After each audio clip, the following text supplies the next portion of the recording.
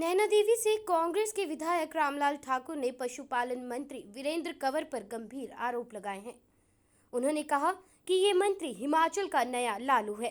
इनके सभी विभागों में बड़े पैमाने पर भ्रष्टाचार हुए, पशुओं के नाम पर पैसा हजम किया गया। गोविंद सागर झील में अब मछलियों की पैदावार भी बहुत कम रह गई है। चूंकि अब चुनाव के लिए महज 3 महीने का समय शेष बचा है, इसलिए रामलाल ठाकुर ने मंत्री वीरेंद्र कंवर को जल्द ही उन पर लगे आरोपों का स्पष्टीकरण देने को कहा है।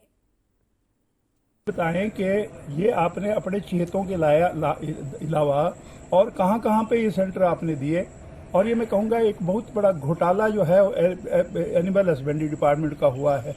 लोग लालू प्रसाद याद करते हैं। मैं कहूँगा ये हिमाचल प्रदेश का लालू से भी बड़ा लालू प्रसाद है। ये मैं कहूँगा इसकी इंक्वायरी होनी चाहिए कि डिपार्टमेंट में किस प्रकार से घबले हुए हैं।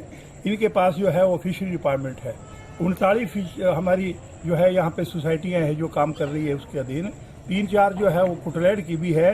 आज कारण क्या है कि जो गोविंद सागर क्योंकि पहली रिजर्वायर थी ये हिमाचल प्रदेश में, और ये मैं कहूँगा उत्तरी भारत में अपना इसका एक स्थान था।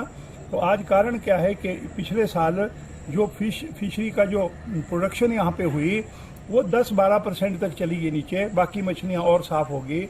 आप ये बताएं कि आप कितने बीज आपने वहाँ पे फिंगलिंग्स डाली, उनको जो है ना सुरक्षित क्यों नहीं रखा गया, और आज जो है वो मछुआरों से जो है ना क्यों उनका गला घोटा गया। अब अंततः आप ये कह रहे हैं कि नहीं जी अब हम उन मछुआरों के लिए क्लोज सीजन के लिए जो है वो पैसा देंगे, वो आप नहीं दे रहे हैं। ये पुरानी स्कीम है। पंडित संतराम जी हिमाचल प्रदेश के मंत्री होते थे, उनके पास ये डिपार्टमेंट था, और उस समय जो है वो फिश फेडरेशन ऑफ इंडिया ने ये जो यहाँ पे जो जाल मछुआरों को दिए जा रहे हैं सब्सिडी के ऊपर, ये भी पुरानी स्कीम थी। और ये यहाँ पे कंवर साहब जो एनिमल हस्बेंड्री पंचायत के मंत्री है, फिशरी भी उनके पास है, वो आज बिलासपुर में आए, और बड़ा सौभाग्य है कि मुख्यमंत्री ने जब मंत्रियों को थोड़ा सा लताड़ा कि आप जो है फील्ड में जाओ, अकेले मुख्यमंत्री का काम नहीं है ये, तो उस सिलसिले में आज वो बिलासपुर में आए।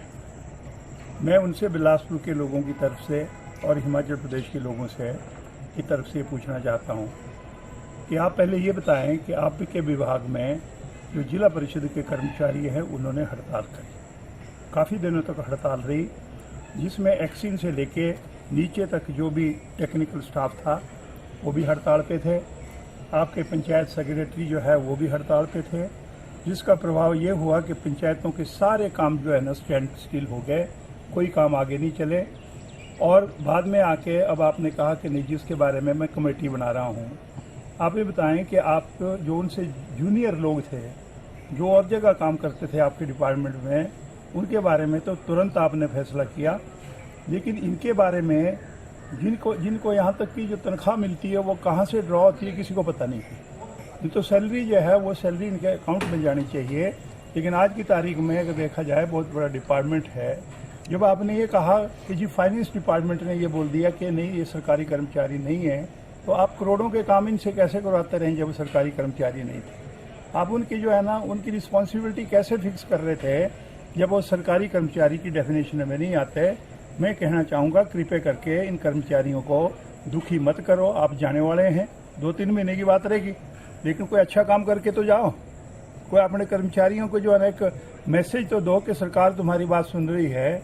दूसरे मेल से पूछना चाहूँगा कि ये एनिमल हस्बेंड्री डिपार्टमेंट इनके पास है। मैंने इनसे कहा था कि ये जो कोठीपुरा में हमारा गऊओं का फार्म था, जो एम्स की वजह से हमारे को बंद करना पड़ा, हमने कहा था कि वहाँ से रघुनाथपुरा में जगह भी थी जहाँ पे गत्ता फैक्ट्री थी, वहाँ पे शेड भी बने हुए थे। उन गऊओं को आप पैदल पर से लाओ तो 3 किलोमीटर के पास वो जो है ना उनके लिए शेल्टर वहाँ पे हो जाना चाहिए था।